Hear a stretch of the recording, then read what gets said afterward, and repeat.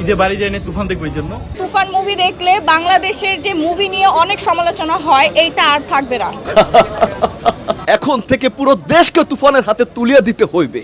তুফান যা চাইবে তাই পাবে, যা ইচ্ছা হয় তাই করিবে, তাকে বাধা দেওয়ার কোনো এখতিয়ার কেউ রাখিতে পারিবে না। রায়হান রাফিকে আমি অনেক অনেক অনেক থ্যাংক ইউ দেই। থ্যাংক ইউ ভাইয়া, এত সুন্দর একটা মুভি আমাদেরকে উপহার দেওয়ার জন্য।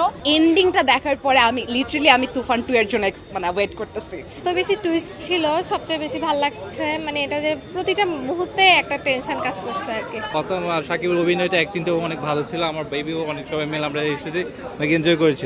শাকিব খানের লাইফের one of the best movie হচ্ছে তুফান। তুফান ভালো লেগেছে। ফার্স্ট হাফটা মনে করছিলাম যে কি ব্যাপার, কোনো মজা কেন পাচ্ছে না। সেকেন্ড হাফ থেকে আস্তে আস্তে জমা শুরু করেছে। আর শাকিব খানের অ্যাকশন এখানে ভরপুর ছিল। রোমান্স তেমন একটা না, রোমান্স ফিল্মও না, তো অ্যাকশন দারুণ ছিল, সোয়াগ দারুণ ছিল। শাকিব খান